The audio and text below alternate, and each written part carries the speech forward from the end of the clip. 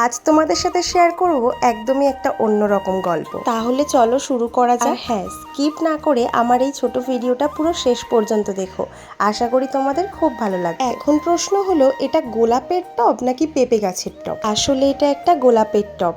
এই পেঁপে গাছটা এসে আমার গোলাপের সাথে বেশ ভালো বন্ধুত্ব করে নিয়েছে। যেহেতু এখানে আমার গোলাপ গাছটা বেশ বড় হয়ে গেছে, তাই জন্য আমি এই পেঁপে গাছটাকে ওর থেকে আলাদা করে দিলাম। না, পেঁপে গাছটাকে ফেলবো না, ওটাকে একটা অন্য টবের মধ্যে বসিয়ে দেব। টব বলতে আসলে এটা আমরা একসময় পাখি পুষতাম, তো সেই হাঁড়িটা ছিল, এটার মধ্যেই বসাবো। আর এই যে দেখলে কতগুলো ডিম, এগুলো হলো বদ্রি পাখি। আসলে প্রচণ্ড পরিমাণে শীত পড়ার কারণে পাখিগুলো তো এক এক করে মরেই যাচ্ছিল, সাথে ডিমগুলোও নষ্ট হয়ে গেছিল প্রায়। যাই হোক, ওসব কথা ভেবে এখন কাজ নেই। এরপর একে একে দুটো গাছকে দুজনের জায়গায় রেখে দিলাম।